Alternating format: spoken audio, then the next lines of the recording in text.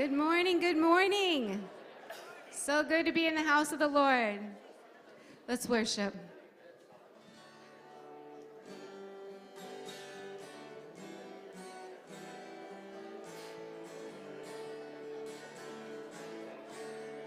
Hark the herald angels sing, glory to the newborn King. Peace on earth, the mercy mild, God and sinners reconciled. Joyful all ye nations rise, join the triumph of the skies. With the angelic hosts proclaim, Christ is born in Bethlehem.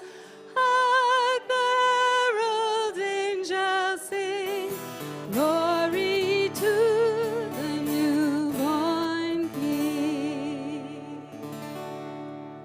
And he walks with me, and he talks with me, tells me I am his own, and the joy we share as we tarry on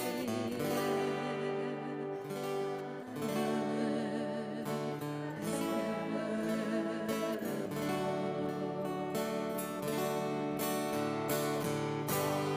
the herald angels sing, glory to the newborn King.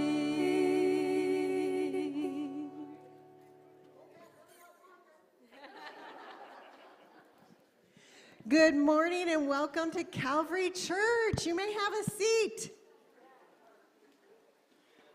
We are so glad that you have joined us this morning. I let as many people know as I could. You might want to use the restroom before the play starts.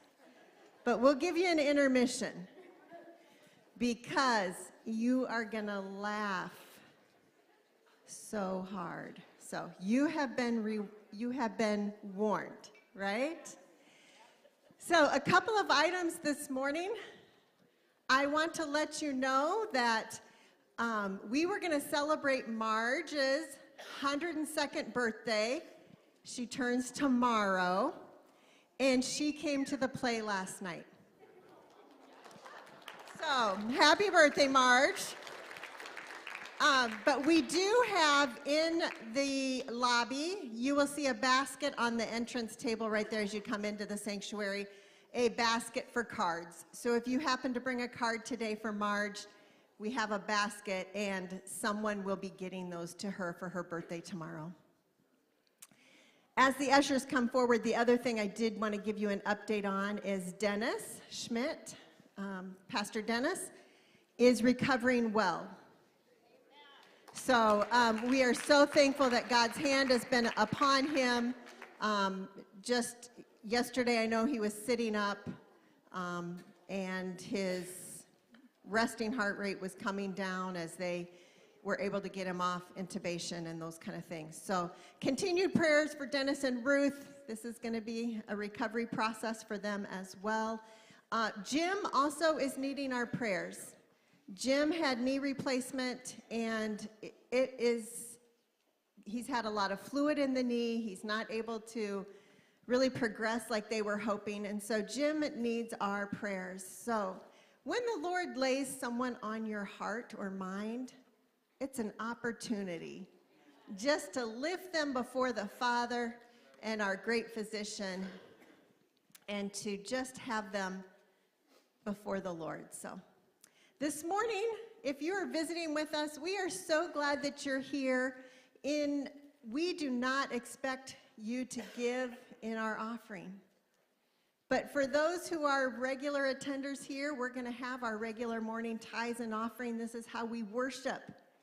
We trust the Lord that he is providing. And this is one of those seasons. It's the end of the year. It's Christmas. We think of all the things that finances go out, but I want you to remember The Lord provides all that we have. And so even in this busy season, worship him, trust him with your tithes and offerings. There are, it'll probably be on the announcements, but the Change for Change is still going on. You can give that in the offering as well. Just let we put muscly men in so they can carry heavy things. All right? All right. Father, we thank you. We thank you because you are good, and you are good all the time. And we thank you that you allow us to partner with you in our giving. You own it all. You own the cattle on 1,000 hills. But you trust us. You entrust us to worship you in our giving, to trust you in our giving. And you have said that we can test you in this, that as we give, you will bless both what has been given and the one who has given it. So we ask that today, that you would bless our offering, that it would multiply, that it would join with every other dollar that's given, that it can give the gospel around the world. And we thank you for it, and we ask it in your name. Amen.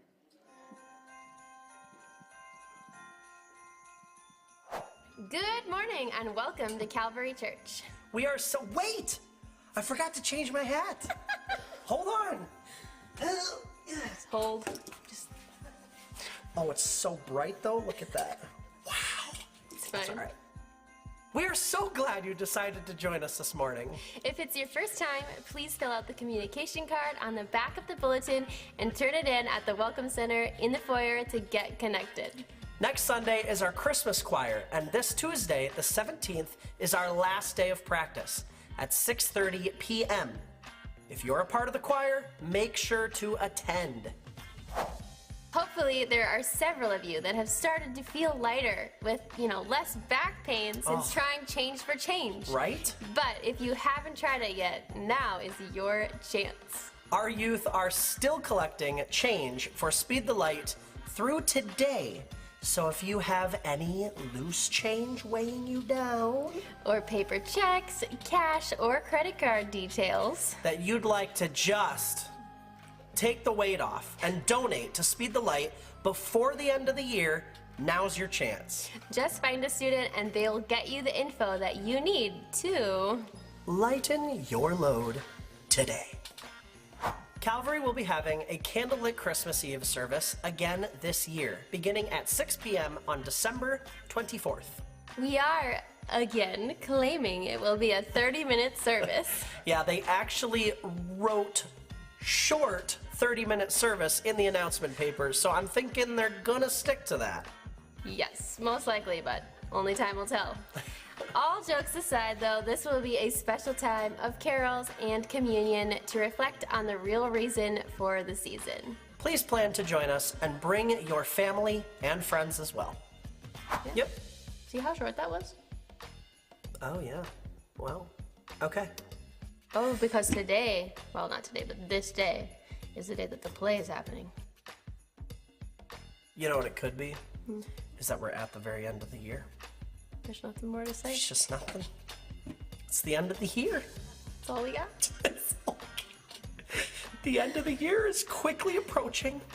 So in planning ahead for your end of the year giving, if you would like to be included in your 2024 statement, All giving must be received in person by Sunday, December 29th, or postmarked by December 31st. and now we ask that you please silence your phones.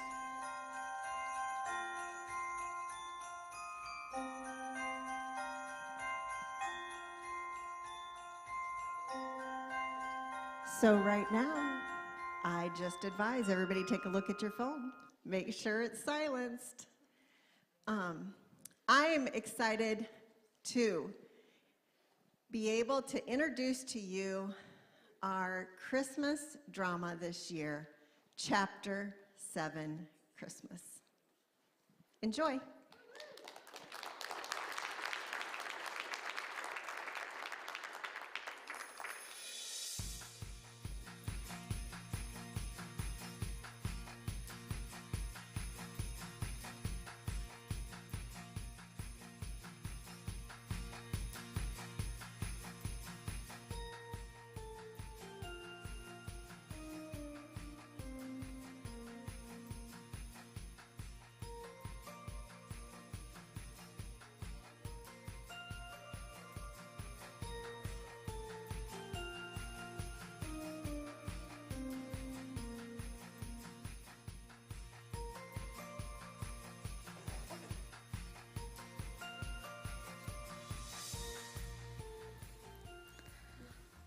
That kitchen was bigger than our house.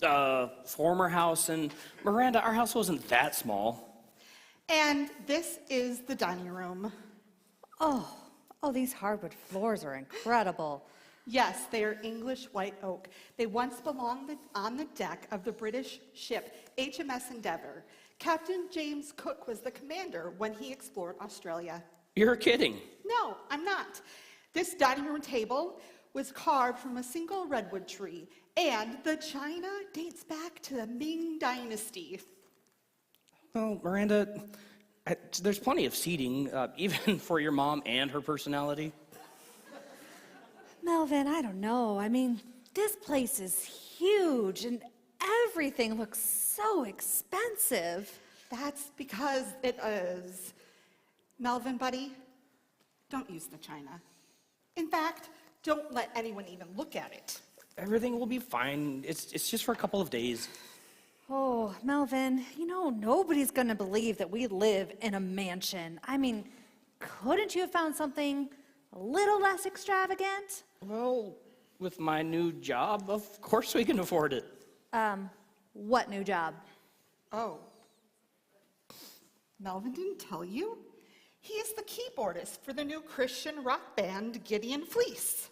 Oh, that's the cover story. Seriously, a Christian rock band? Pretty awesome, right? But why a Christian rock band? At least make it believable. Well, our family doesn't listen to religious tunes, so it'll be easier to convince them. Quinn, are you sure this is all right? No, it's not all right. In fact, it's very wrong, but I owe your husband a favor.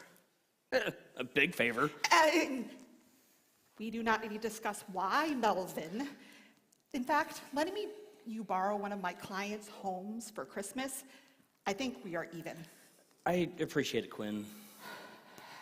Please, just keep it clean and leave no trace when you are done. Wait, there's not a chance that the homeowners are gonna show up, is there? Oh, Miranda, no. They're in Fiji for the holidays. And besides, they already bought their new home in Seattle. See, that's nothing to worry about. This is going to work. But they just left all of their belongings. They decided to sell the furnishings with the house. The lady of the state said she was bored with these trifles. Trifles? It's what she said. Out of curiosity, Quinn, what's the value of this estate? Approximately 8 million, give or take. 8 million? Oh, I'm gonna throw up. Not in here, you're not. No. She'll be fine. Everything will be fine. Besides, it's probably better that we're here because if we're empty too long, it would just get kind of stale. Melvin, just stop trying to convince me that everything will be fine. It makes me nervous. Now, here are the keys. Promise me you're going to give them back to me the day after Christmas. I have shopping to do. Thanks, Quinn. Hey, why does Quinn owe you anyway? Some things are best left unsaid. Well, there's this thing in college. Melvin! Not another word. All right. Lips are sealed. Merry Christmas. Consider us even. Oh, no, I don't like this. Not at all. Well, I didn't like this either, but cut me some slack. I don't understand why we can't just tell our parents what happened. I mean, you got fired. No, not fired. Let go. There's a huge difference. Fired means failure, and let go means the company was moving in a new direction. Not my fault. They would understand. No, they wouldn't, Miranda. No, they wouldn't. First, I'd hear a bunch of I told you so's from my parents. There's no money in the arts. And then, don't even get me started on your family, especially your mom. Melvin! And then there's your sister and that rich husband of hers running that pyramid scheme. Oh, it's not a pyramid scheme. Well, not really. They sell weight loss products, and a lot of them. Yeah, the Fat Be Gone shakes. Something kind of fishy about that. Don't be jealous. I'm happy for my sister. Please, don't act so self-righteous. What? I am. I mean, she found someone. Someone? Well, Go ahead and say it, Miranda. Prosperous. The opposite of me? I did not say that. Well, you were thinking it, though. Oh, no, I wasn't. Look. I know that my job at the TV station, that it's an internship, and I know it's not bringing in much money. It doesn't pay anything at all. No, but a paying position could open up any day, and my boss says I'm next in line. You will find another job. I have faith. We will get back on our feet. Lying about it is not the answer. Miranda, look, I lost my job, lost our house. Please, don't take my dignity. Lost our house? I thought you said we sold it to pay off debt. Well, the bank took it back, so I would consider that debt paid off. Oh, I need to sit down. Miranda, do you know what would happen if the truth were known? Our parents would shower us with support. Have you met these people? No, they wouldn't. I'd like to give them the benefit of the doubt. No, I'll tell you exactly what would happen. First, your mom would say how much she had wished you had married Kyle Drost. Oh, Melvin. Yeah, and then, that whole sister competition she has going with you and your sister? If the truth were known, hands down, she would be the winner. And the winner is terrific Tanya. Oh, she is not terrific. What? She's full of herself. I thought you were happy for her. I am. I try to be. Oh, she just makes everything a competition. Both her and Mom. Miranda, that's why we have to not lie, but... Deceive. No, I don't like that either. Just act like everything is normal, at least, through the Christmas holidays. Okay? Fine. I'll go along with it. But I don't like it. Well, I didn't like getting let go from the symphony either, but it happened. Look, we're just using the cards that we were dealt with. Why do I get the feeling that you were just pulling cards right out of your sleeve? Who's that? Shh, get down! The lights.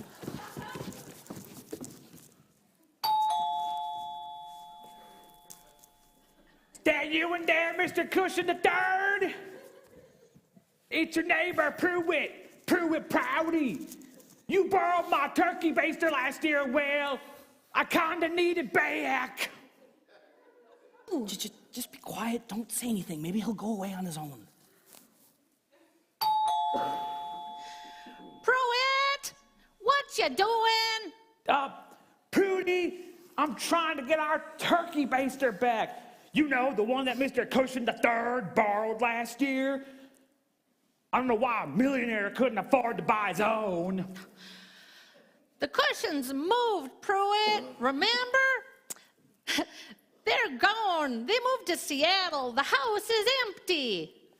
Well, then how come all the lights is on? Oh, honey, you need your eyes checked. Now, come on home. I need some potatoes peeled.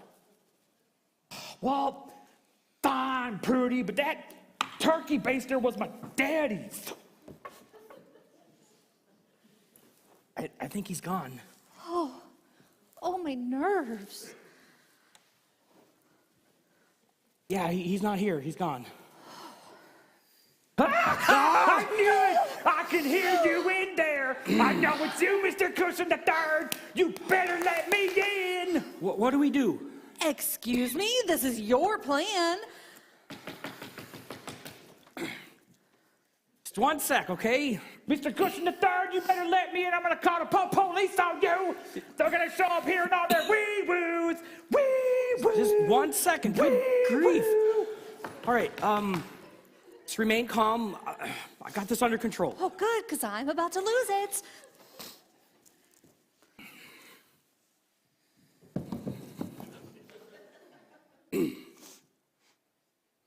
Well, you're not Mr. Cushion III. No, I'm not. Pretty, get your gun. Got us a couple of D-tier villains here trying to rob the cushions. No, you got this all wrong. We're not robbers. Something. No. Don't shoot. Don't shoot. Don't For the shoot. sky! This is our place. This is our house. Isn't that right, honey? Yeah. You really expect us to believe this house sold already? Yeah, it's hardly been on the market for barely a week. Well, we saw it today and fell right in love and just had to have it. You know, you'd have to have some pretty serious coin to afford a place like this. Doesn't seem possible for a house to close in a day. I mean, you know, Pruitt and I, we couldn't even afford this place. Well, you know, when you have money, it can kind of help speed things along. I don't know. I bet the two of you are looking at us and thinking, how can these two rednecks here afford to live in such an upscale community? No, not at all. Admit it, you did. No. Have either of you ever heard of the Seagull Commander? Doesn't ring a bell. Well, you see, Prudy here and I can afford to live here because we invented a call that repels seagulls. Watch this. Did you hear that? I didn't hear anything. Well, you didn't, but every seagull for a quarter of a mile sure did. They hate the sound our calls make. People buy them to keep those seagulls out of all the public spaces so they don't leave their marks. You know what I mean? We've sold millions of them. Wow, impressive. Sure is. But you know what? We here is humble folk. My name's Pruitt Prouty, and this here's my Mrs. Prudence.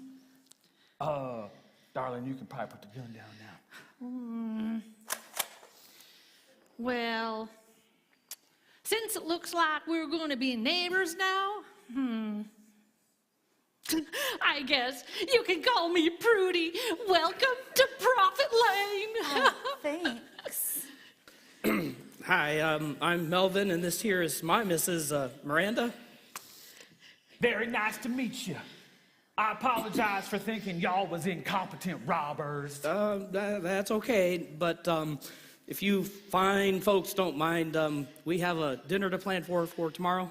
Oh, pardon our manners. Oh, it is getting late, Pruitt. But you know, hey, are you expecting family to come on over? Oh, yes, parents and siblings. Oh, you know, that's something to be just so grateful for. So is say. You didn't happen to see a rogue turkey baster when y'all moved in? Pruitt, let it be. We can get a new one. If you see it. We'll let you know. Pruitt, the Cushings probably took it with them when they took all the cooking utensils and they moved. Prudy, that means my daddy's turkey baster's in Seattle. That's theft! Oh, sorry, you guys. You have a good night and Merry Christmas. Happy holidays. I need potatoes peeled. Let's go home. Prudy, why would you borrow something if you had no intention of returning it? All that money they got can't buy common sense or decency. Oh, I thought for a second there we were going to get shot. I need a Tums. Honey, you did great on your part, though. I lied. It was just a tiny fib. It was better than getting shot. No, Melvin, we need to call this whole thing off. No, Miranda, you agreed. We can do this. Melvin, if we're as broke as you say we are, how are we even going to feed everyone over the next 2 days? I got a plan. Oh, your plans are making me sick. You know what you need? Honesty. No. Nice, relaxing soak in the jacuzzi. While we're here, we might as well enjoy it. Oh, dear Lord, have mercy.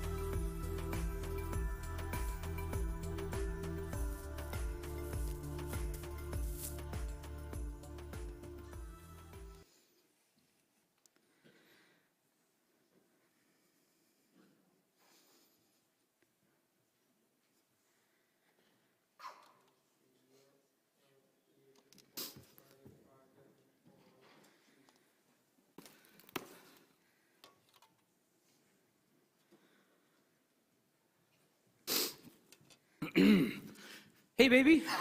Oh, Mink's dish. Miranda.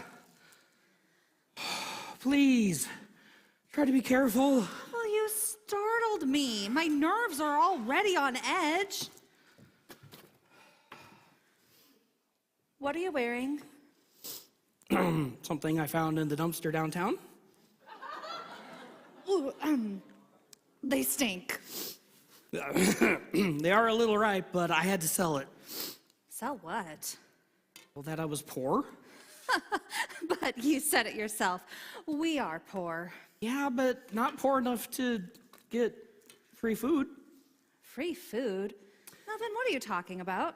Well, so I was downtown trying to figure out how am I going to buy food with maxed out credit cards, and then I saw a flyer for free turkey baskets for the needy. A local church was giving them out. Melvin, those are for people less fortunate than us.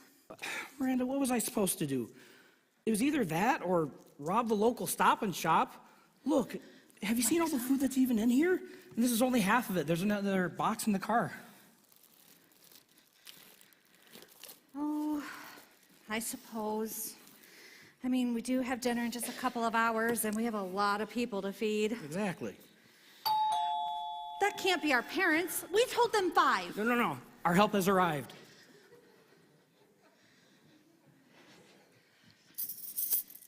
Good morning.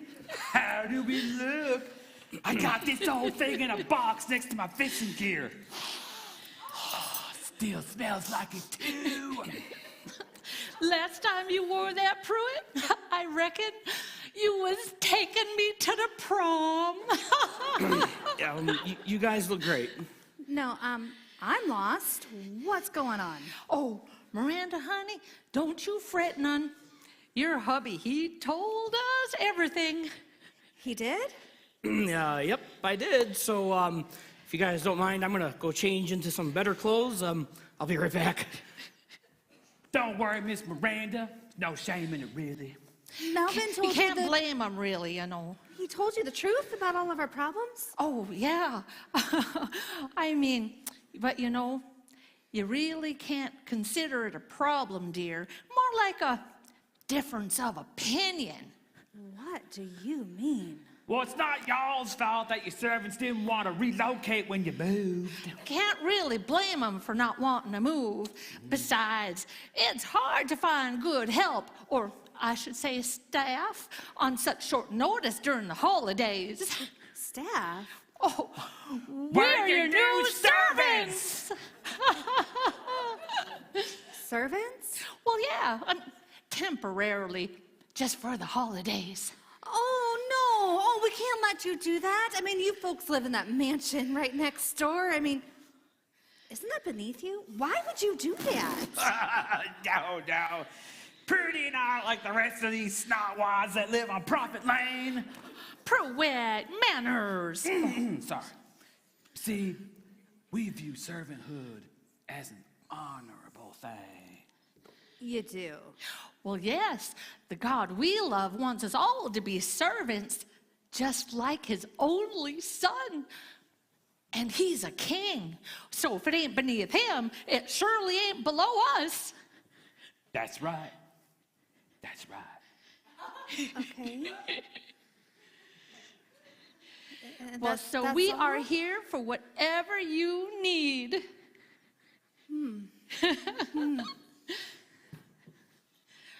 Oh, much better. Now, as per our arrangement, the last turkey baster in the county. I knew it! Miss Miranda, he promised he'd buy me a new turkey baster if we did this. He said it was the last one in the whole county. It's the little things, you know. So, we are all yours now until the bells ring on Christmas Day.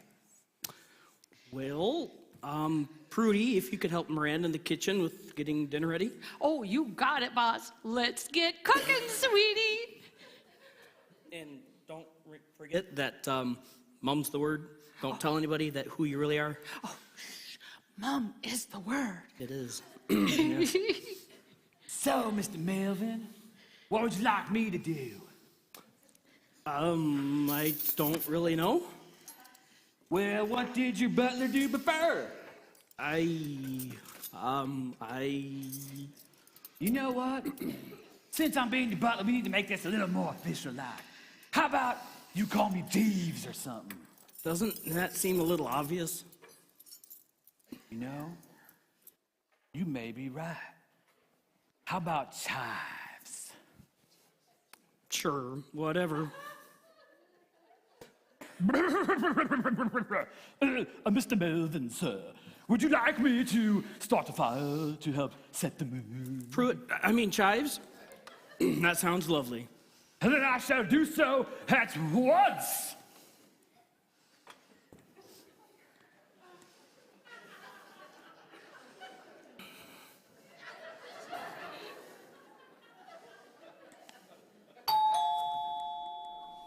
Someone's early. Oh, miss, you stay out here and be hostess. I got everything covered in the kitchen. Are you sure? Oh, absolutely, miss. It's my parents. Oh, well, my stomach is churning. Well, just take a deep breath. Everyone in their places. Pruitt, Chives, you answer the door. Prudy will be in the kitchen, and we will act well-to-do. Melvin, are we really doing this? Better go get my well-to-do on. What? What? Where are you going? Good evening. Might I ask, who's calling? I think we got the wrong address. Melvin said 129 Prophet Lane. It's okay. We missed nobody. Can't be right. There's no way they live here. And who, might I ask, are you? We're Brian and Charlotte Meldeput. Our son is Melvin Meldeput. Oh, but of course, you are expected. Please come in. Come in. I am Chives, the butler. Might I take your coats?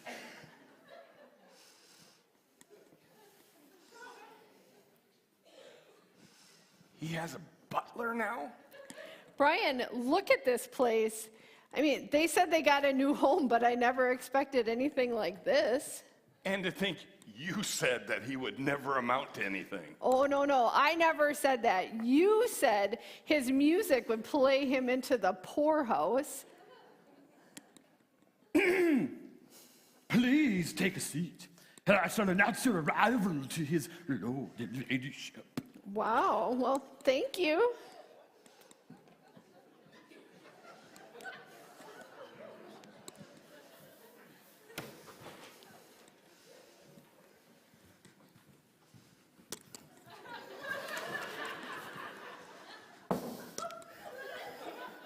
May I announce Mr. and Mrs. Melvin Meldeput.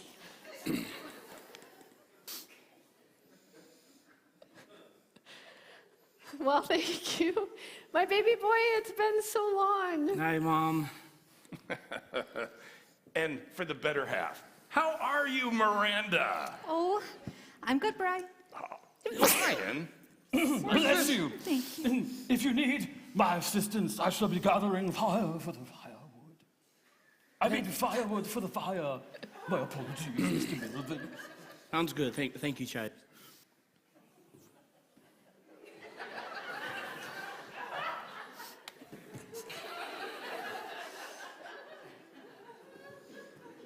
Hi, Brian.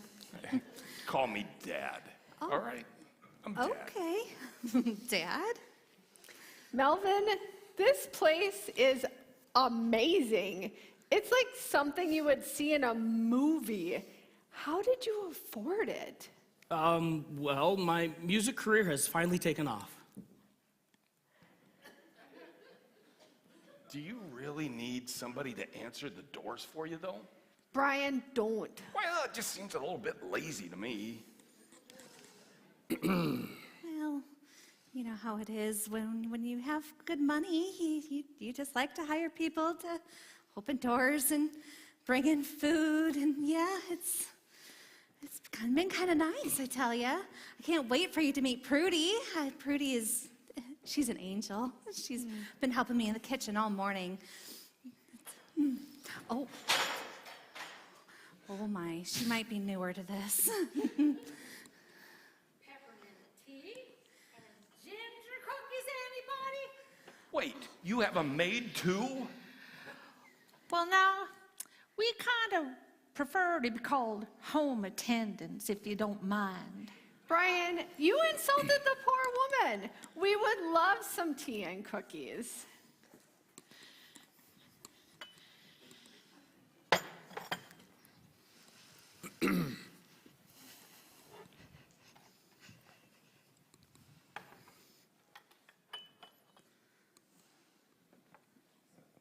So, Go.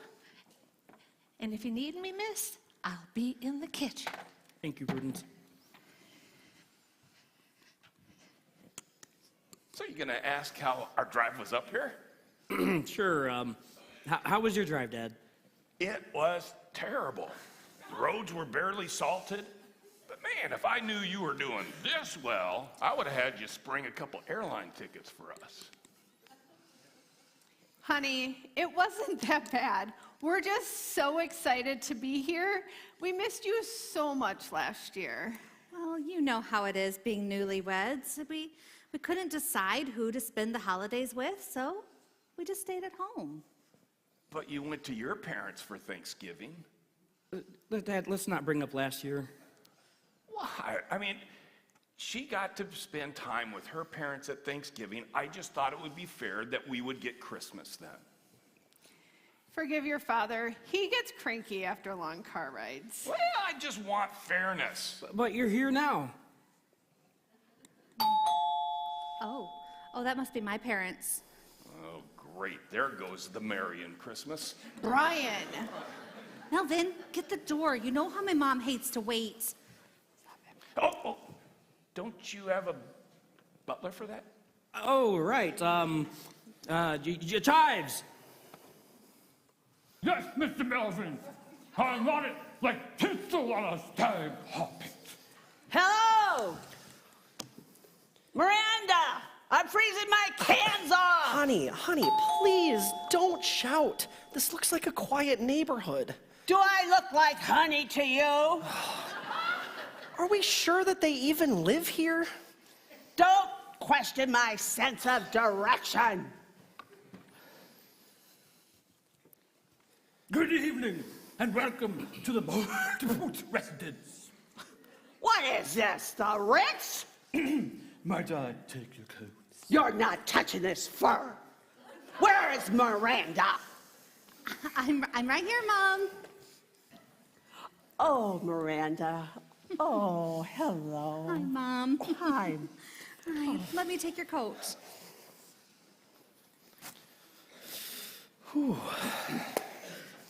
Dennis, go get the luggage and Sassy. Oh, but I haven't even had a chance to say hello to our daughter or anybody else. Don't embarrass me in front of everyone. Go get the luggage and Sassy before they freeze. You didn't bring your cat here, did you? Well, I wasn't going to leave him at home. Mom, Dad, you remember Miranda's parents, Dolores and Dennis? Hello. Hi.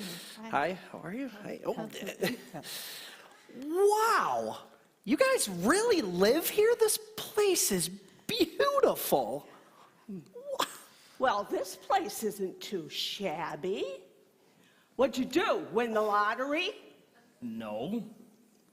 Well, I heard a rumor you got fired from the symphony. What? Now, where did you hear that?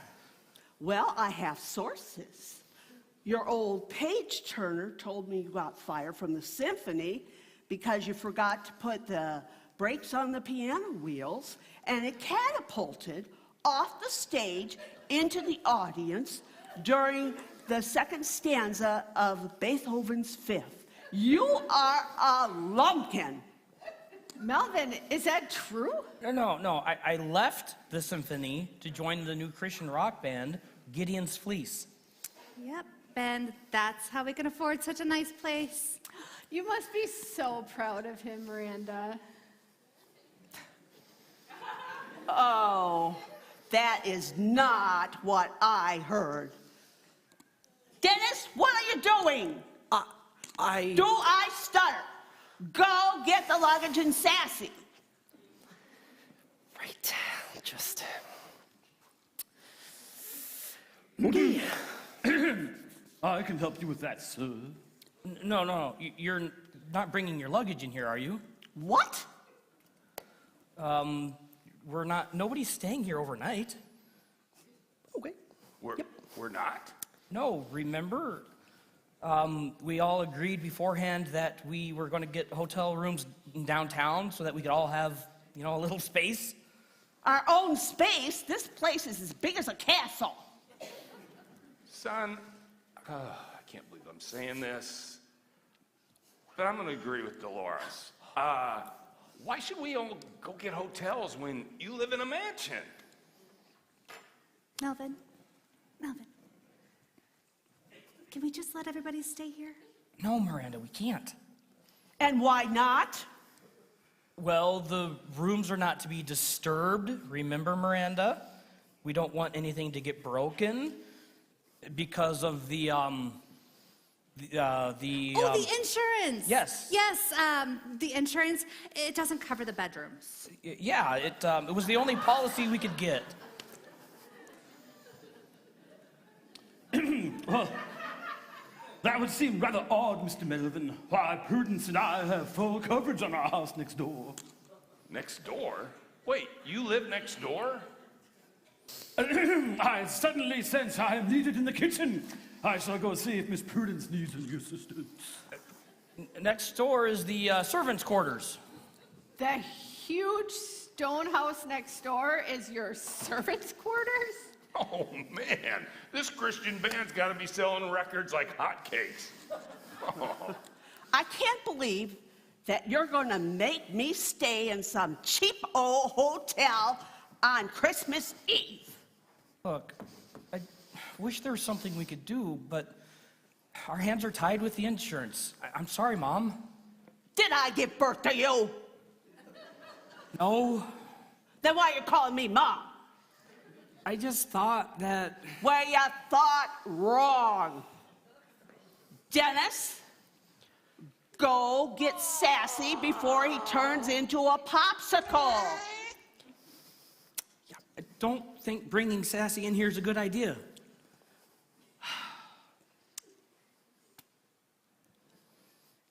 I don't think,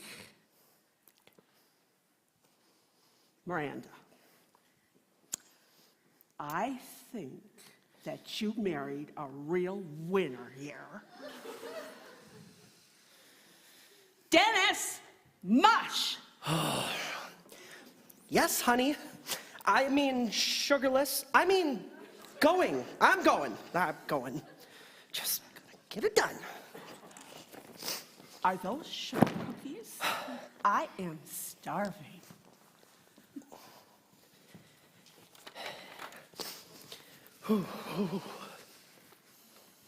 Miranda, we can't let that cat in here. Oh, it's just a harmless cat. Harmless? It's possessed. Oh, Sassy's a sweetheart. He has you fooled, Miranda. That cat is a menace.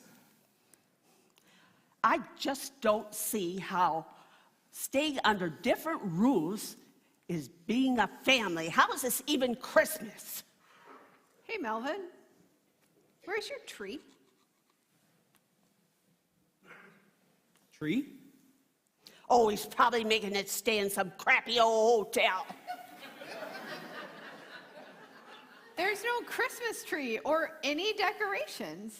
I didn't even really think about it. Well, there's an easy explanation for that. We don't believe in them anymore. We don't? What are you, a communist?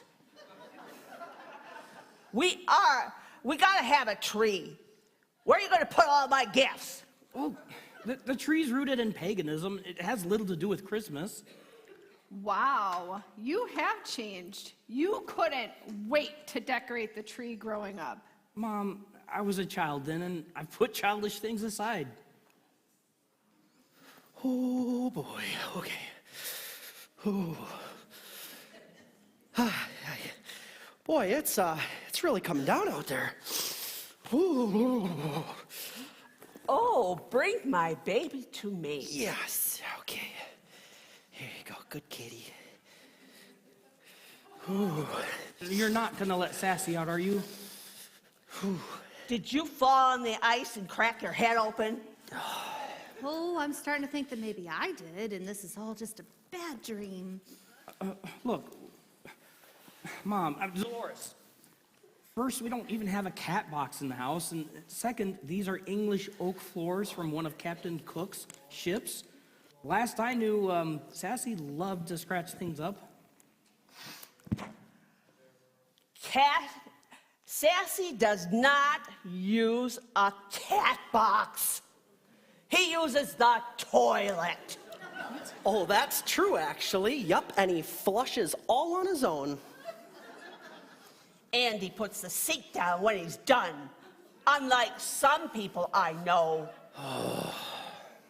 Wow, that is impressive. I think I'd like to see that. Wouldn't you, Brian? I think I'll pass. Is dinner almost ready? Or is eating turkey and pie rooted in paganism? Dad, don't be passive. I'm sure that it's almost done, but we have to wait for Tanya and Tate. Oh, Sassy just loves Tanya and Tate, especially Tate. Just don't let Sassy roam free.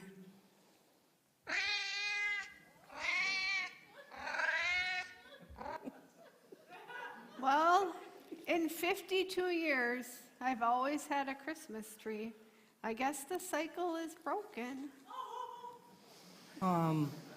Look, they make an awful mess, and we just didn't have time to get one, okay? Mr. Melvin, if you would like, I shall go cut down the pine tree from the back lot for you. You have many. No, that's not necessary. Thanks, Pruitt. Pruitt? I thought his name was Chives. I am his butler. He may call me whatever he likes. Oh, that must be Tanya and Tate. I thought I heard a BMW drive up. Good evening, and welcome to the More Pooch estate. May I take your coats?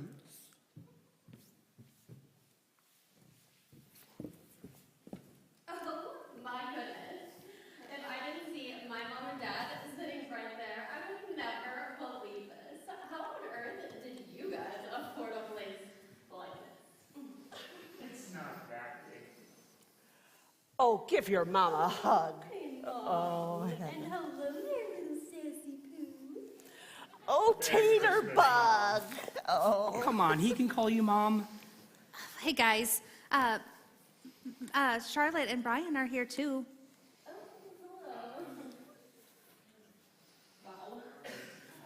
I guess that you didn't actually need a loan from us after all. Hey, sis. Alone? Yeah, Miranda texted us a while back and said you had trouble paying your bills. I had a check written for you, buddy. First, I'm not your buddy, and Miranda. What? Really? I was gonna tell you. You told them about our money problems? I needed somebody to lean on. Well, we don't need your help. I think that's pretty obvious. Miranda told me that you guys would figure it out, and it looks like you did. My boy sure did. He's the new keyboardist for the Christian rock band Gideon's Been Fleeced. No. Just Gideon's fleece, Mom. No way! Never heard of them. They're up and coming.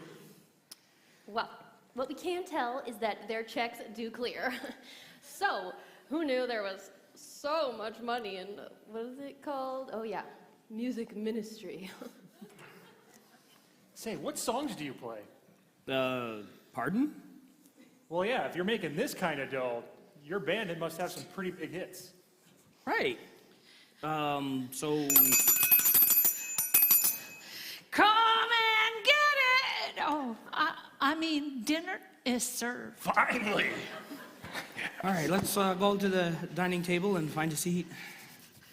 Wow, this is crazy. I just cannot believe it that you guys have servants. Yeah, it's all a little hard to believe. Miranda. What? I can't believe you told Tanya and Tate about our problems. I'm sorry. That should have been kept between us. I know, but I was just emotional and I needed somebody to lean on, but why does it matter? They think we're gravy. Your plan is working. I'm so anxious. I'm afraid that somebody's going to break something at any moment. Yeah, I know. My conscience is giving me an ulcer. Oh, we just got to keep it together and get through today and tomorrow.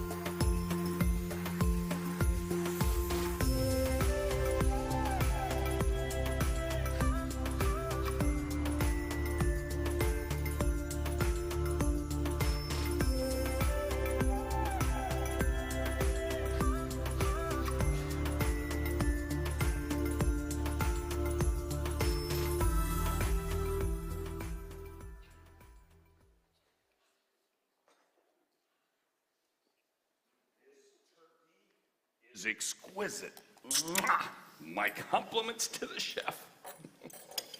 This is so nice. Everyone together around the table, it just warms my heart. Dad, easy on the plates. What? They're expensive. Then you shouldn't buy plates that can't be used. You know, Tanya, I think Miranda seems to be gaining on you. In what way, Mom? Why does it even have to be a competition? Well, for a while there, it wasn't even a contest. You know, Tanya and Tate, they had a beautiful home in Florida, they had nice cars, and they have a very prestigious business. Prestigious? Selling diet shakes? Hey, man, it takes real work to build a team. You mean a team under you that sells shakes for you? That is how a pyramid scheme works, right? Excuse me? Melvin. It is not a scheme. These shakes are changing people's lives. I care about their health and welfare. You mean your wealth? Could someone pass the cranberry sauce, please? So you don't approve of what we do, is that it, Melvin? I just think it's a bit unethical. Unethical? One could say you're trying to make money off of God. What? How is that? A Christian artist living in a palace like this doesn't seem right. Well, I just think, you know, this house and this neighborhood makes Tanya and Miranda about tied. Tied? Does that bother you? Well, no, it doesn't, because I still have the better looking husband and a tan. Oh, that is so true. Better looking? Oh, well, better in shape, maybe. See, the shakes are working. You should probably put some of that food back. You're so full of it. Speaking of shakes, Now that you have some money to play with, boy, do I have a deal for you. Okay, anybody? Now, Tanya and I don't normally do this, but if you sign up today for our Junior Shake Promoter package, we'll cut the startup cost in half. Oh, that is so nice of them. Isn't that wonderful? You know, I suppose I have always kind of wanted to try the shakes. What? Miranda? What? They seem to work for Tanya. She is in incredible shape. And Tate, too. You know, Melvin, maybe you should give it a try. I mean, you are getting to that age where you need to pay more attention to your health. Not you too, Mom. Look, these shakes really do change your life. I mean, everyone says Tate and I have such a glow. It's called spray on tan. Melvin, I've faced tougher critics than you. But let me tell you, if you get us $1,000 before we leave tomorrow, it'll get you in on the ground floor. No way am I giving you $1,000 to sell shakes for you. I only make a little off of what you sell. Well, if you don't want to do it for yourself, do it for your wife. Well, why don't you drink the shakes, Mom? Me? No, Dolores. How dare you? Are you calling my mom fat? Melvin. What? It's okay to talk about my weight, but she's off limits? There's a fork in my hand!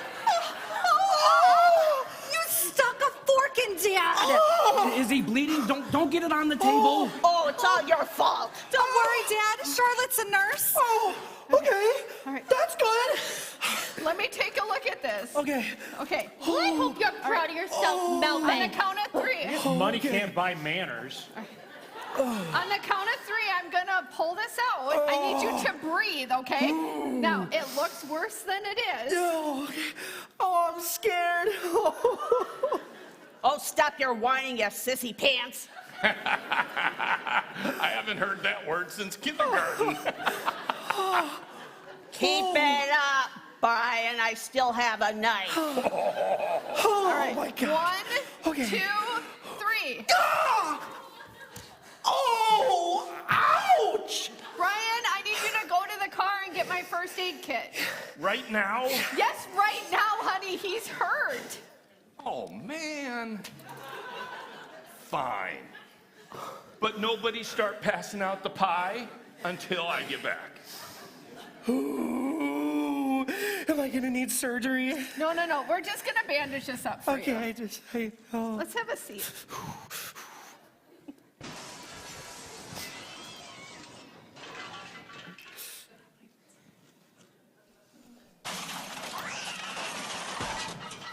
What was that?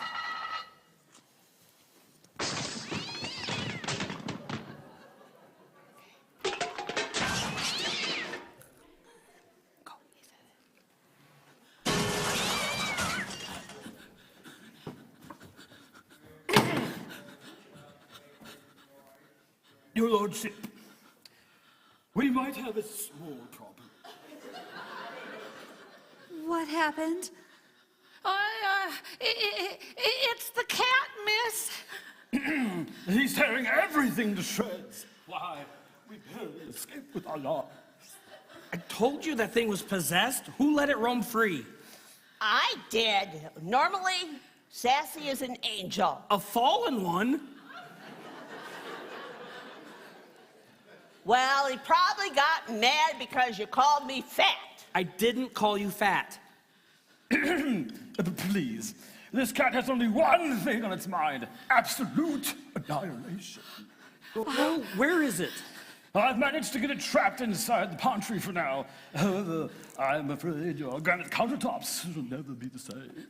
I can go get my shotgun. Good idea. What? Wait, no! Oh, I'll go get it. But when I get back, I expect an apology. An apology? Your crazy cat just tore up the kitchen. Miranda, we're in serious trouble. Sassy, get over here. Right now. Melvin, just try not to panic. I'm sure we can fix it.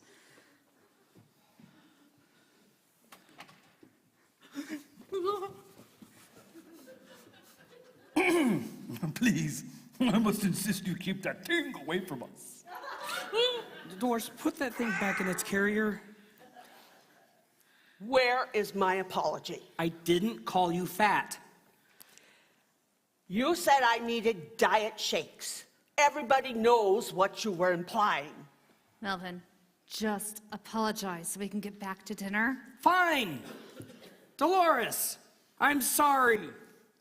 Just because you said it doesn't mean you mean it. Now go put that thing back into its cell block for the safety of our guests. My stomach doesn't feel good. Well, baby, you haven't had a cheat day in months. Melvin, where's the bathroom? They're everywhere. Just turn a corner and you'll find one. I'm gonna go assess the damage. The nearest bathroom is in the north wing, third door from the left. Oh, thank you. I'll be right back. Poor thing. First time off the shakes and eating solid food.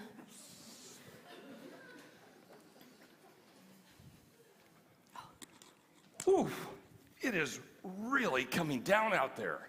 I'd say 4 or 5 inches has fallen since we got here. Here's the kit. Thanks. Let's get you bandaged up. Oh, thank you, thank you. Charlotte, don't let him milk the situation. He likes to call attention to himself. Wow. It's a good thing we're all snuggled up here for the night because the weather forecast is calling for up to a foot. Oh, you didn't know we're not staying here? What? Miranda, do you want me to tell her, or do you want to tell your sister why we aren't staying here tonight? Miranda? What is she talking about? Well, you know, we just thought it would be nice for everyone to get their own hotel room so that you could have your own space. Space? Have you seen this place? It's huge. How much space do you need? Well, apparently, Melvin thinks I need a lot. Now, to be fair, Melvin did say it was because of insurance reasons. Oh, please, you don't believe that hogwash, do you? Are you calling my son a liar? Because Melvin isn't perfect, but he's certainly not a liar. Would everyone please just be civil? What is it? What is it, sis? Are we not good enough to stay at your new place? Oh, that's not it at all. Well, the countertops are adorned with sassy claw marks. Oh, you can buff them out. What's your problem, Melvin? Are we not good enough? You think you're better than us? Is that it? No, I have never thought that, but you all have certainly thought you're better than me. Don't worry, son. I told him all about the insurance. You gotta love it. We're gonna be stuck at the Econo Lodge, fighting off fleas and hostile truckers, while you guys are here in your fluffy robes, sipping your hot cider, sitting by the fireplace and listening to Michael Bublé. Oh, Tanya. Why did you even bother inviting us here anyway, Miranda? Because I wanted a big family Christmas. Ugh. You know, Melvin, I understand about the insurance thing, but I don't see how it's safe for all of us to be driving in a blizzard. It's just not sensible. Melvin,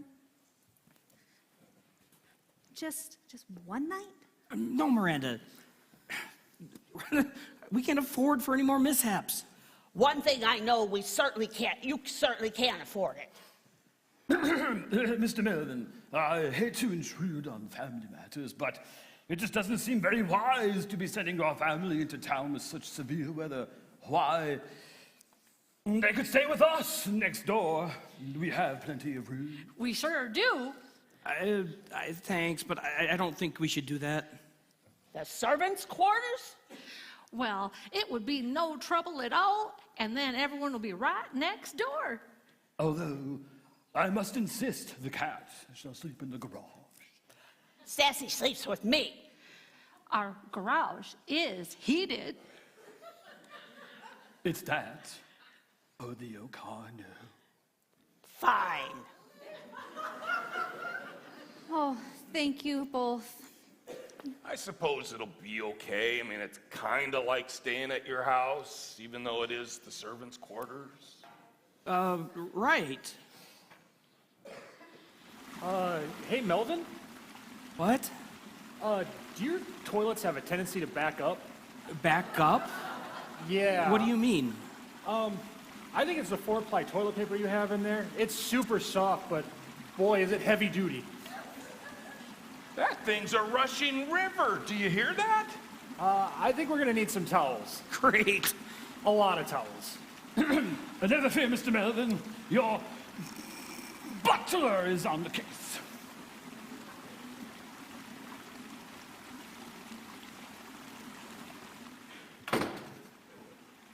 On second thought, I believe it would be wise for me to go next door and get my waiters.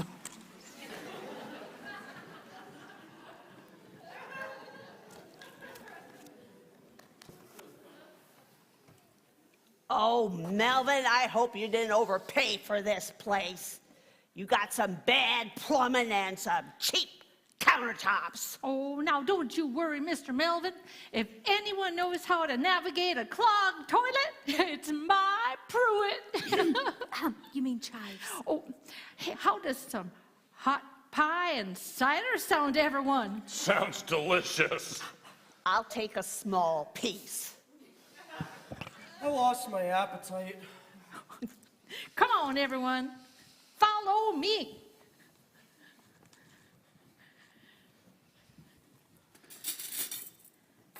Melvin, are you okay?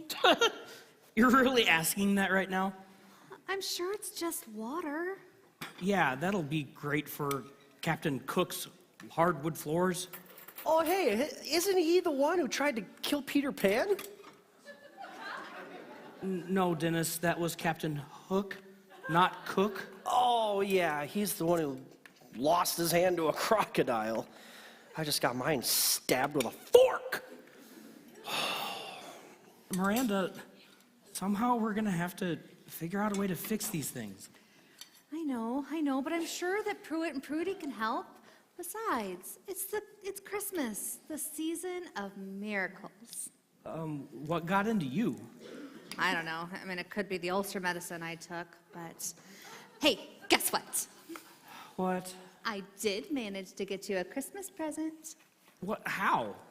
Oh, well, you're just gonna have to wait to see until tomorrow morning. Really? Yep, and you're never gonna guess what it is.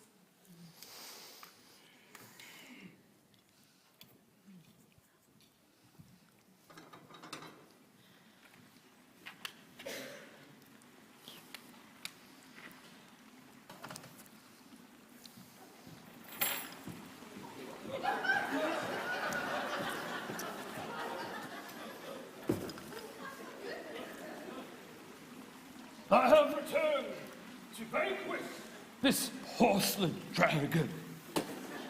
Do you need help? No, Miss Miranda, have no fear. Your butler has it covered.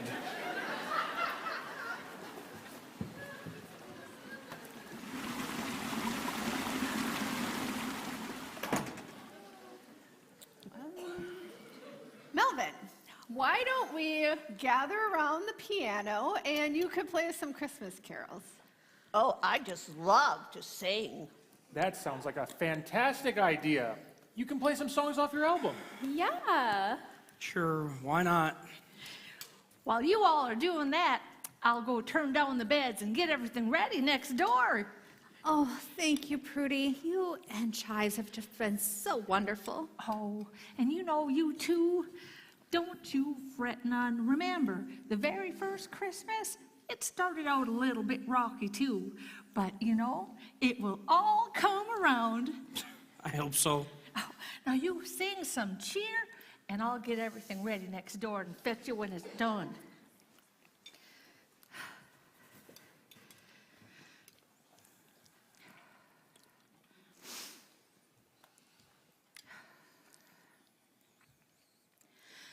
Lord,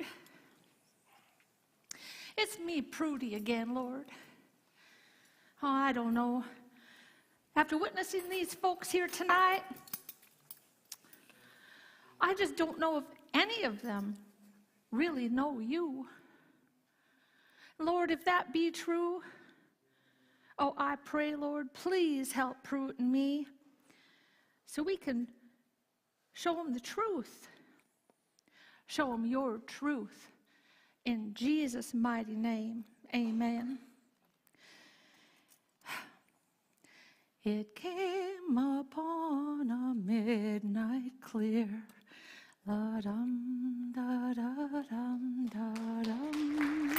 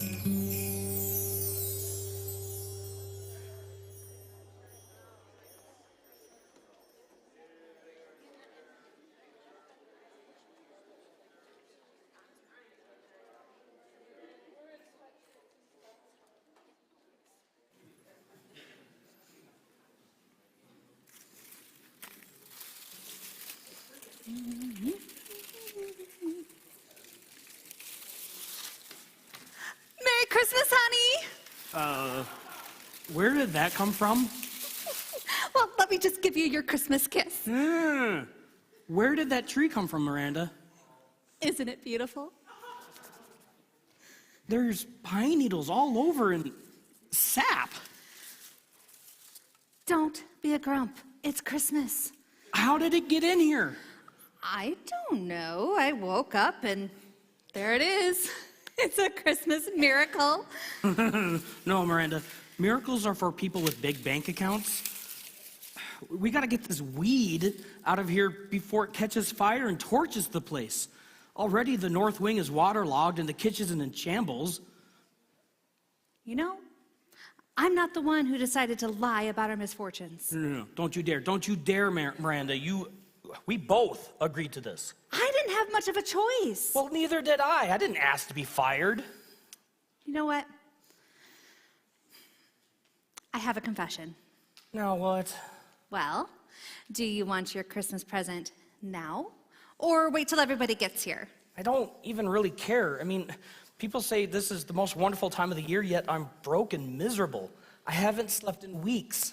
I know, but I think your Christmas gift is going to cheer you up.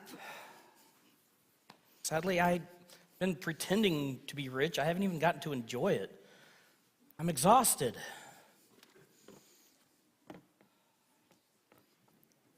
Merry Christmas. Is it a lucrative job offer? Nope, better than that. A winning lotto ticket? Nope, worth so much more than that. A key to a house we can call our own? Oh, would you just open it? Miranda, a maraca, you know how much I hate percussion instruments. It's not a maraca, it's a rattle. What, is this so I can make music on the side of the streets while I'm begging for food? Melvin, gosh, it's a baby rattle. You're ruining this moment. What moment? Why would I need a baby rattle? You don't, but our baby might. Baby? Wait, are you saying? Yes, I'm pregnant. It turns out that I didn't need all that ulcer medicine anyway. It wasn't stomach trouble. I took a test yesterday and... Melvin, would you say something? What do you want me to say? I don't know. Hug me, dance a jig, or shout hooray something. Look, as if it wasn't bad enough, I can't even provide for you and me. Now I have to provide for another? This is terrible. I know it's not the best timing, but we've been given the gift of life. No. There's a big, ugly, huge tree stump in the front yard. What?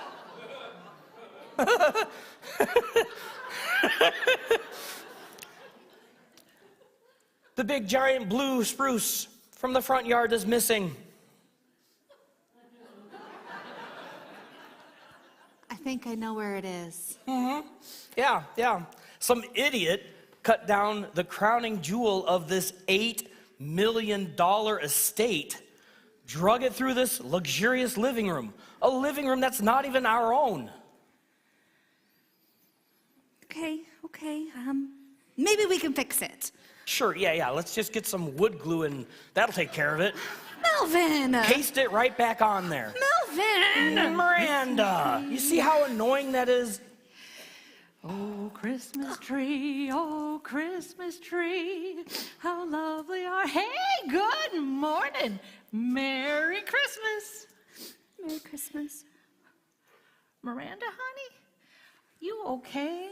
Oh, it's just the holidays. They get me emotional, you know. Oh. Prudy, did Pruitt cut this tree down? I don't believe so. You told him not to, so I can't imagine he did. Besides, he was up all night fixing that water problem. And then he was up buffing all the granite countertops. Oh, honey, all those scratches are gone now. And he snowblowed the entire driveway, so he didn't have time to cut down no tree. Oh, you two have been so wonderful. Well, someone did. Well, you know, I got some fresh cinnamon rolls baking in the oven, and the coffee's a-brewing. Oh, when I was leaving, everyone is getting ready to come on over. It is shaping up to be an awesome Christmas Day celebration. Yeah, a real Yuletide yippee. Is he all right? I honestly don't know. I'll go get him some cinnamon rolls. Merry Christmas, my beautiful children.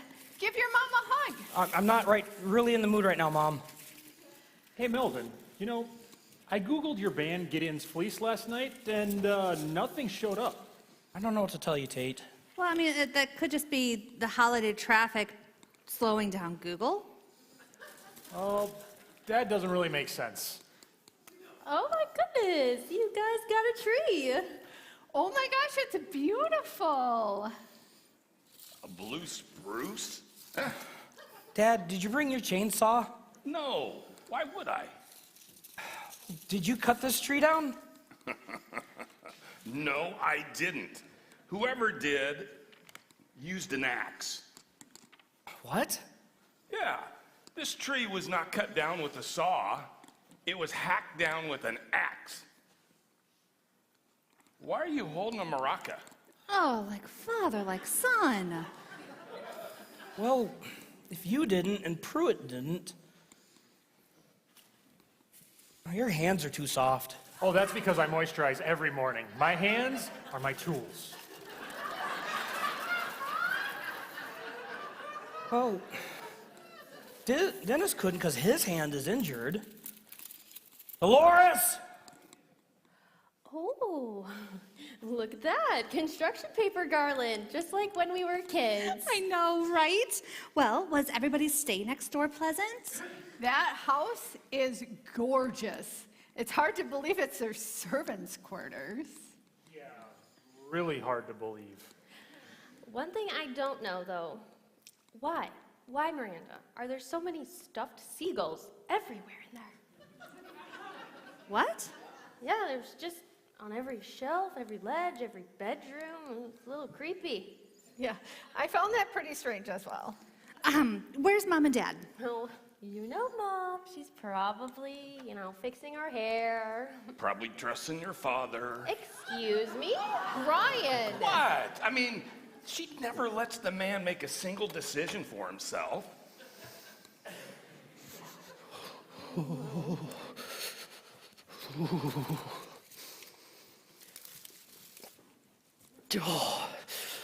Oh, gosh.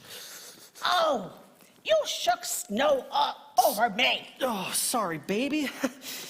Do I look like an infant to you? No. Then why you call me a baby? If you were, you'd be a big one. Merry Christmas, Mom! Oh, Merry Christmas, honey. Do you like your tree? Dolores, did you cut that tree down? I don't appreciate your tone. Well, did you or did you not? Maybe. It's beautiful, Mom. Oh, thank you, Tater Bear. Merry Christmas. No, it's not beautiful. I'm sure the property value fell when that came crashing to the ground. Melvin, you need to chill. It's Christmas. It's time to party. He could really use with a good detox. That's correct. I mean, just think of it. All that stress, just creating little toxins in his body. Ew. A good kale shake with ginger root and some lemon juice, that'll get you feeling real festive. No, I don't think a kale shake's gonna fix my issues right now. How about if we all have a seat and just try to enjoy each other? Someone's already put some presents under the tree. Hey, here you go, everyone. All piping hot. Yes, heard he makes the most decadent cinnamon rolls. And would anybody like some freshly brewed Java? Yes, please. Oh, thank you so much, Prudy. And Pruitt, I can't thank you enough for fixing everything. Why, it's my pleasure, Miss Miranda. Glad I could help.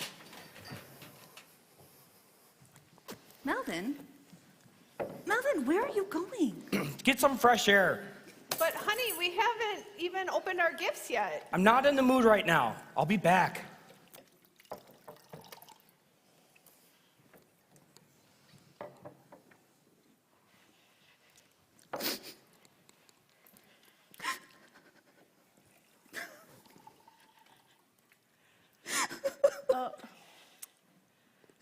Did you just have a fight? Dolores, I don't think it's any of our business, all right? What's wrong, sis? I think they had a fight. Did he hit you? No! How can you even ask a question like that? I mean, my son is many things, but he's certainly not violent. I don't know. He seems pretty stressed out lately, and stressed people have a real breaking point. Well, how would you like a pop nut on your forehead? Brian! Well, I'm getting a little sick and tired of this know-it-all health nut. Well, I guess we know where he gets his temper from. Can we all just cut Melvin some slack? It's not that easy hosting this many people. He has servants, though. They do all the work. What does a millionaire have to be worried about? Sis, what is wrong? Tell us. We can tell you're carrying a heavy burden. We're your family. Well, the truth? I'm pregnant. Serious? I'm gonna be a grandma? Yeehaw! Congratulations! I am going to be the best grandma in the whole world. Mom, it does not have to be a competition, please. I'm sorry. Charlotte, I intend to win. Is it a boy or a girl? They don't know the gender yet, you dingbat. Oh. It's all right, Dad. I'm only about 5 weeks. Oh. Tanya, I think this puts Miranda way ahead in the best daughter competition. Well, you know what? I don't even care because, well, I'm gonna be an aunt. Besides, do you even know what stretch marks would do to this beach body? We wouldn't want that now, would we, sweet buns? No, we don't, Camps of Steel. I must insist that you desist before I vomit.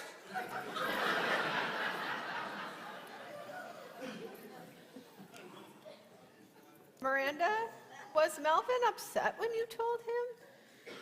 Yes, but I can understand why. He's probably scared. I know I was when I began to realize I was going to be responsible for somebody else. Maybe it'll teach him to grow up. We've got problems. Quinn? Where's Melvin? Well, he went for a walk. Who are you? What is this? You brought a tree in the house. I told you to keep it clean. We'll have it cleaned up before we leave tomorrow. No, there is no tomorrow, Miranda. Oh my goodness, I knew this was gonna come back to bite me. We gambled and we lost. Good morning. Might I take your coat? We still have some warm cinnamon rolls and coffee if you'd like. Miranda, you hired servants? How? Would you just tell me what's going on? No, there's no time for that right now. Absolutely not. But what do you mean there's no time? Miranda, What? people are coming to the house. What is she talking about? People are coming to the house. Yes. Yes. Oh, to this house. Yes. Oh, but you said that everything would be okay. Oh, forget what I said, okay? Miranda, they have money. What do we do? What do we do? Take everyone to the basement. Yes. Oh, yeah, the basement. Okay, yes. No, I don't do basements. Let's go to the basement. Let's just. No. They are here. I need everyone to get up and head to the basement, please. And promise me that no one will make a peep. Oh, aren't those marshmallow things on Easter? Oh, don't pay no attention to him. No one is going anywhere until somebody explains what is going on. Mom, I promise we will. I do, but right now, just do what she says. Go to the basement. Miranda, honey. What? Yes. Miranda, honey, what's really going on here? Pruitt, I just need you. I need you to go find my husband, please. Well, all right, I will, but are y'all in some kind of trouble? Yes, we are. I'm afraid we have not been honest with you, with anyone. But I promise that we'll fix it, and we'll tell you the truth. But right now, just go find Melvin. Well, all right, I will. I'll say a quick prayer.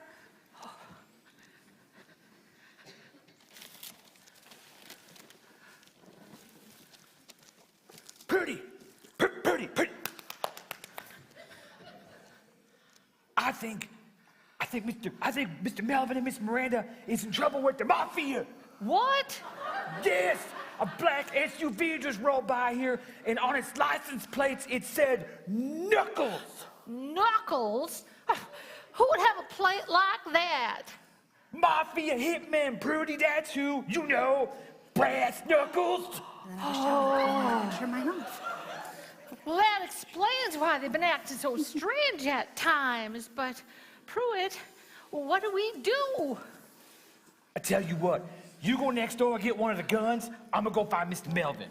You got it. Yeah, good idea. Excuse me, to the basement, please. Oh, Miss Stranger, we're going. Invading people's houses on Christmas. No sense.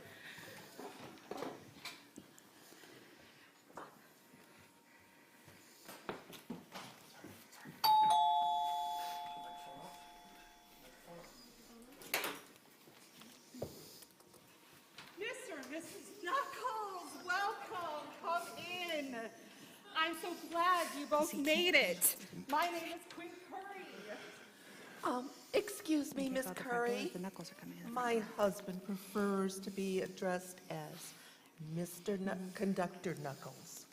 Oh, I am so sorry, Conductor Knuckles. Here's your paperwork. Thank you. But again, I'm so glad you both made it safely this morning.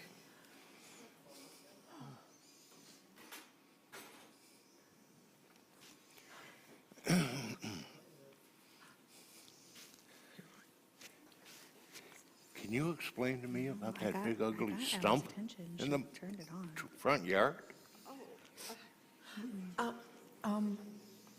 I smell cinnamon. Has someone been baking? Oh, yes, no, no. I lit a scented candle. I wanted to set the mood for you.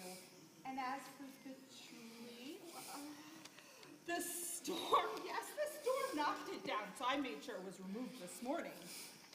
Well, I liked that tree, and I hate cinnamon. The tree is a shame, but Hezekiah, this room is lovely, though. Aren't they dead? This is the southern Acknowledged you would put her hand back. And look, these are English wood oak floors. They once were part of Captain Cook's ship. Oh, presents under the tree. Is somebody living here? Oh, absolutely not, Mrs. Knuckles. Why would anyone be living here? That's ridiculous. I made sure to set the stage so the house was comfy and cozy for you both. But look at this beautiful windowsill overlooking the front yard. Just lovely. Yeah, overlooking that big ugly stump. Again, Conductor Knuckles, I am so sorry. That will be promptly removed, I assure you. But let's everyone go to the dining room, shall we?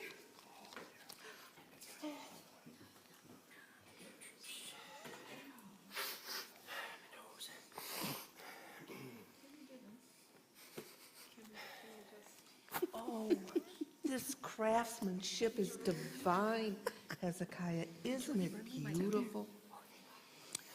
I will have to admit, it's very nice. See, I told you, Mr. Melvin, there's a bunch of weirdos in your house. And where's Miranda and the rest of the family? They're all hiding out in the basement right now. Say, Mr. Melvin, are y'all in trouble with the mafia or something? What? Yeah, I heard that weird lady over there say y'all took a big gamble and you lost. Have they come to collect on y'all's kneecaps?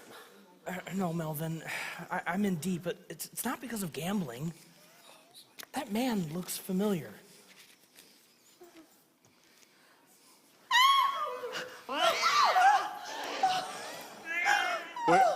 Was that a cat? No. Oh, there you are, Sassy. Hey, who are you? Dolores, please go back to the basement. Melvin, there you are. Melvin, Miranda told us everything. I'm going to be a grandmother.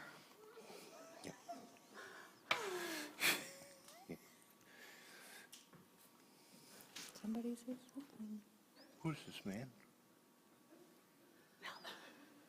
Melvin Maldiput? Conductor Knuckles? Oh, conductor? Of the New York Philharmonic. He's the one that fired me. I did not fire you. I let you go. Call it what you want if that makes you feel better.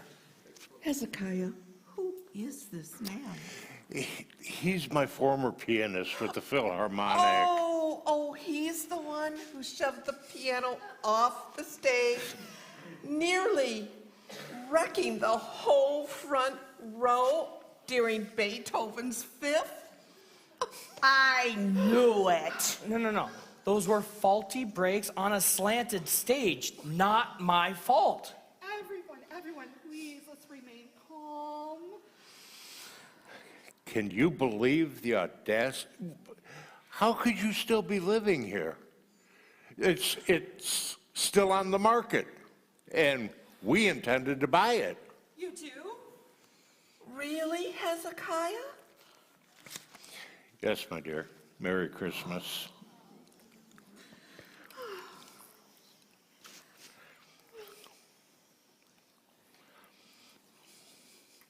What are the two of you even doing in here? Well, this is Mr. Melvin's house. And if y'all don't get your fancy pair of butts off that front door, I'm gonna throw you out. How dare you speak to my husband that way? Look, I Pruitt, don't see how this can be his house. You know what? I lied. Miranda and I pretended that we lived here. What is going on here? Can you believe the audacity of this man? All the houses you would choose to look at today? Well, Oh, can you believe it? Oh, I just don't understand it, honey. I just don't. Is the part about y'all servants not wanting to relocate a lie too? I'm sorry, Pruitt. I got caught in a lie and kept lying to get out of it. Son, that never works. Well, I don't know what kind of a charity operation your place is running. Having people live in other people's houses? Yeah. It's just, it's unheard of. If you don't get them out of here right now, you'll be hearing from my superior, or your superiors in the morning. But sir, it is Christmas Day. What am I supposed to do?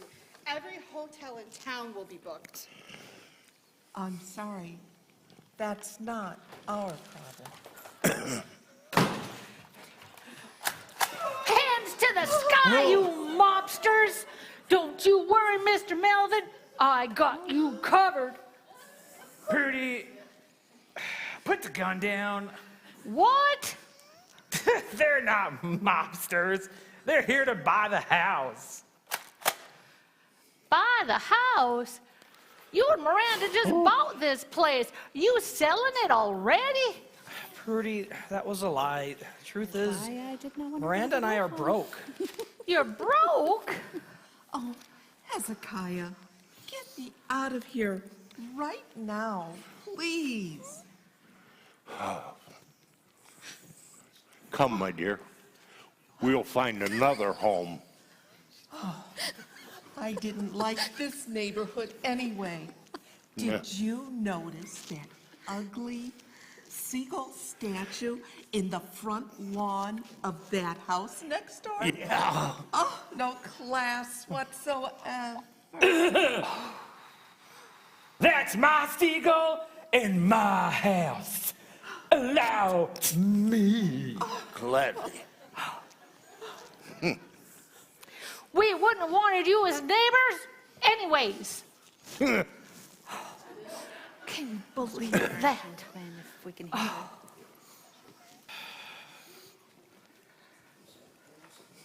I'm sorry, Quinn. This is all my fault. Honestly, I really didn't like them anyway. They called me the morning on Christmas, right before I was going to don't know if I get close enough to her at any point. I can try. Somebody's got a lot of explaining to do. No more weaseling out of things. Fine, but first we're gonna have to let the rest of the family know that we don't even live here. No need, son. We heard everything through the floor vent. I knew you weren't in a band. Tate, please. Fine, Tate, you're right. Truth is, I've been jobless for months. I'm a big fat liar and a big fat failure. Melvin, honey, why didn't you just tell us you were on hard time? Because everyone in this family is so successful.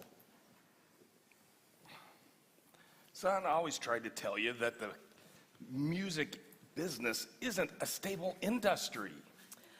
Miranda, I can't believe you went along with such a cockamamie scam. Well, Mom, you make everything a competition. It is a tough pill to swallow when you have a sister like Tanya that is just perfect in every way.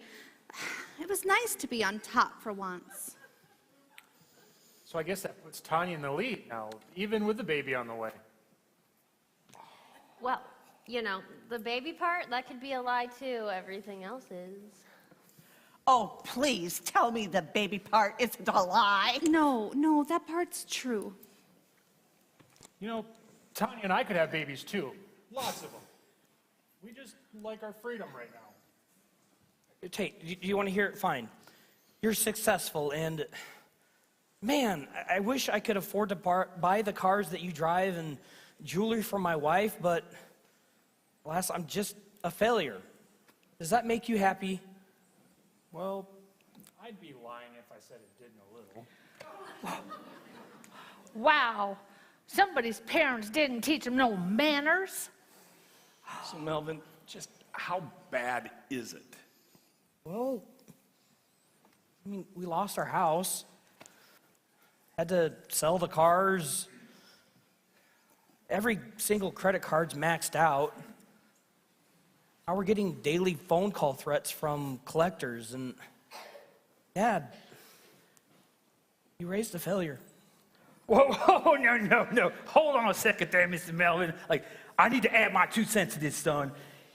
You is not a failure. That's sure you may have come across some hard times, but you didn't necessarily do that to yourself. This whole notion of just money and wealth and things makes you successful is just really foolish. That's funny coming from you, Pruitt. You two are rich. Yeah, but honey, it doesn't really mean nothing, not in the grand scheme of life. Y'all even know what this day is about? Presents. Shopping and peppermint lattes. No. Lavish parties and ugly sweaters. No! Y'all, 2,000 years ago, God sent his son to this world to pay a debt. You're talking about the baby Jesus, right? That's such a cute little story. Sweet lady, that ain't no fairy tale. A debt? Yes, Mr. Melvin, a debt. A debt way bigger than yours. I can't think of a debt much bigger than mine. Oh, Melvin, honey, even if you had all the riches in the history of the world, it would not be enough. What is this debt? Oh, why, the wages of sin, friend, and the payment is death. I don't like that. Oh, but here's where the baby Jesus comes in. Tell him, Pruitt. You see, God sent his son to this earth over 2,000 years ago to be born on the first Christmas day so he could grow up perfect and pay a debt. A debt that wasn't even his, and a debt that none of us could pay. Well, how did he pay it? Oh, honey, he paid it with his life. It required a perfect, sinless sacrifice. Which only Jesus could make. You see, Mr. Melvin, it doesn't matter how rich or poor or broke or whatever you are, because Jesus has already paid off all your debts. You are priceless to him. But why would he do that? Oh, because he loves us. It is God's gift to us, and it is the greatest gift. A gift that not money, nor gold, nor silver could ever buy. See, y'all, this world has it all backwards. This day ain't about material things. I mean, sure, things are nice. I like my boat and my jet skis and my sleds and my boomerangs, my guns, my knives. Those are all great. But Christmas ain't about things. It's about Jesus paying off a debt for a bunch of failures. Us. I never understood the reason for the season, as the slogan says, but I thought it was about just making everyone happy. I'm sorry I lied to everyone. I truly am. I let being seen as a failure just get the best of me, I guess. You know what, Melvin? What, Dolores? It shows me something about your character.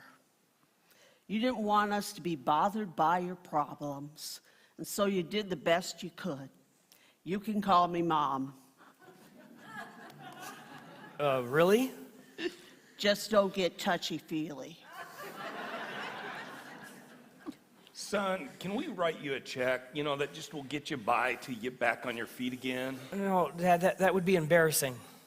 But honey, that's what parents are for. Besides, we can't have Miranda and our grandbaby going without food and shelter. I know, but I just want to be able to do it on my own, Well, Mr. Melvin, what would you say if I said you could? How? How are you with sales, son? Well, I like to think I'm good with people. Well, then that settles it.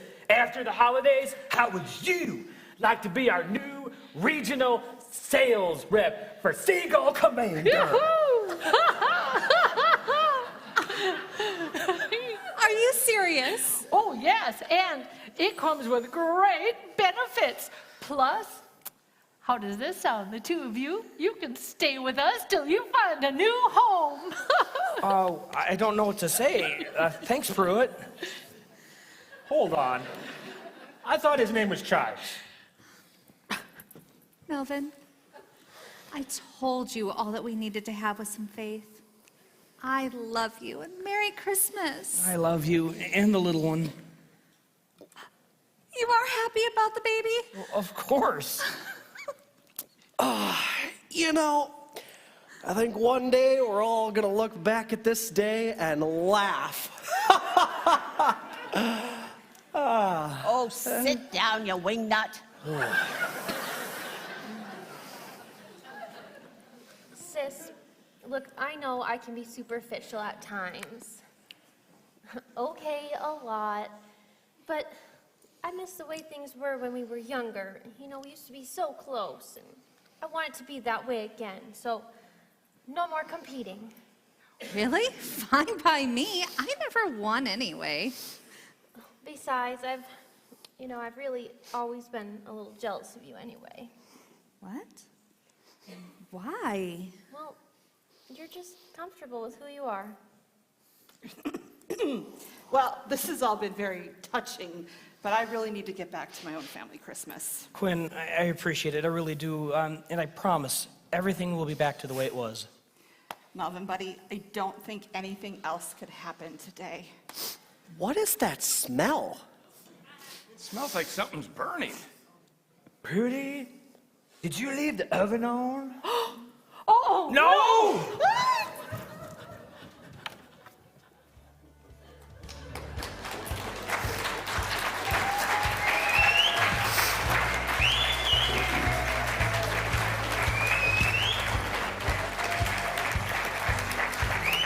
Nice looking.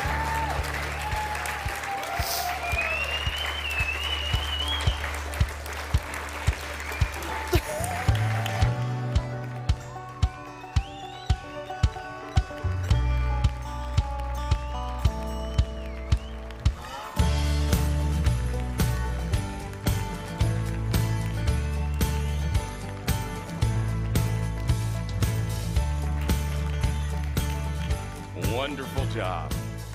Well, we want to thank a couple people. If y'all have a quick seat, we want to thank a couple people. And in fact, she's already trying to make a beeline out of the room. Judy Bemke, come here, please. There's a number of people we want to give honor to, and so grateful because it was a team that worked with Judy, Pastor Diana, Lisa Party, Pastor Stacy. But man, this would not have happened without Judy Bemke as our director. And so wonderful job, Judy. We love you. Thank you so much for your passion for this. We love you. Judy Bemke.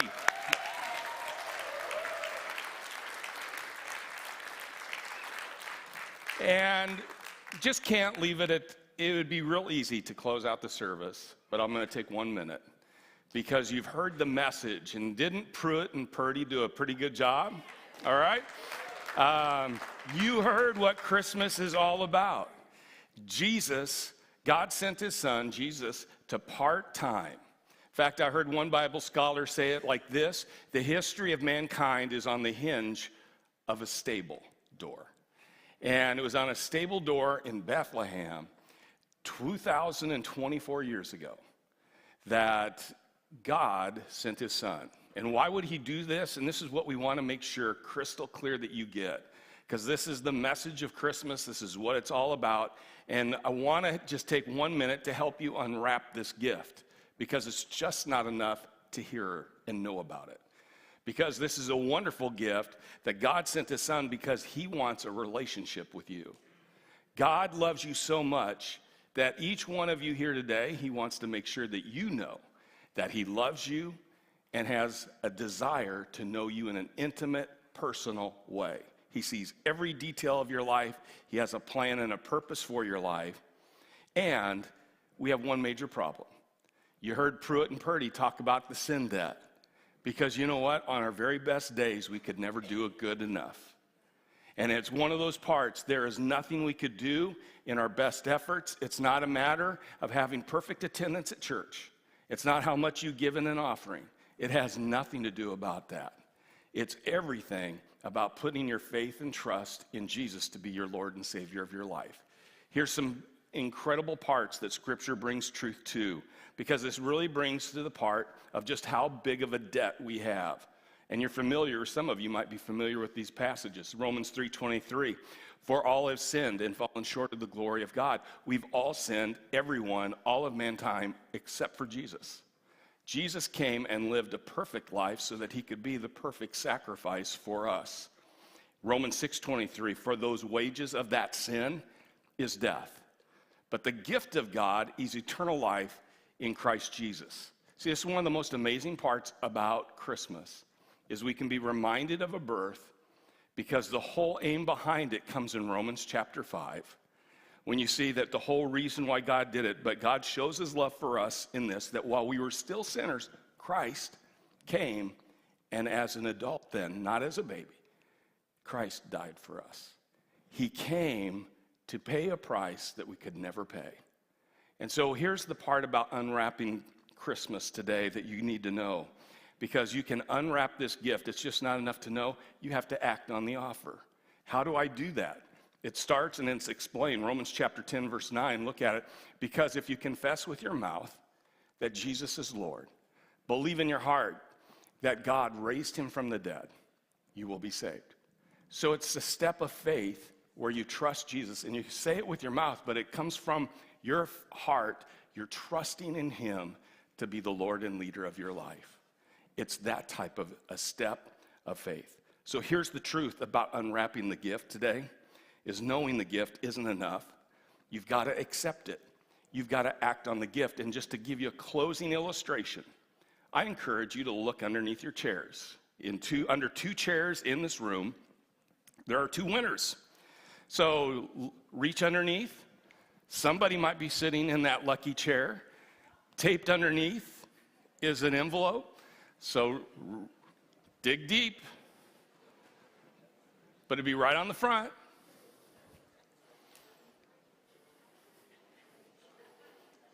No one's finding it. It's not taped that well. We got one. There's another one. You might have to look in another row. So, I mean, who knows where it goes, but we got one lucky winner. And I know where the other one is, but I'm not going to give it away because maybe I want it. But no, here's the deal. Inside the card is a gift card. But see, here's the amazing part. It is when you take that gift card, it does you no good if you just stick it in your wallet. What do you have to do with it? You got to go use it. So any gift you get at Christmas, it's not going to be good enough just to look at it, just to admire it. In fact, what you got to do is you got to open it and use it. So if it's clothes, put them on. Sometimes I'm not the best at that. Sometimes they end up in a closet and I never get them back out, which is bad. But you've got to use it if you want to appreciate the value of the gift. So how do I do that in faith? You open your heart in a prayer. In fact, that heart can be said in a prayer very much that, Lord, I'm a sinner. I invite you into my life. So if you want to make that decision this morning, this isn't about joining Calvary Church, but it is starting a relationship with him. And if you would like to make that decision today, that was the whole goal, the whole dream behind doing what we did today, was to be able to present the message so that you have an opportunity to act on the gift that 2,024 years ago, our Heavenly Father gave his most precious gift, and he thought of you the whole time. What will you do with it? And if you want to invite Jesus as your Lord and Savior, perhaps for the first time, or maybe it's rededicating yourself to him, would you join me in a prayer? In fact, I want everyone to say this out loud with me. Dear Jesus, thank you for loving me, that you would send your Son for me. Forgive me of my sin, doing things my own way.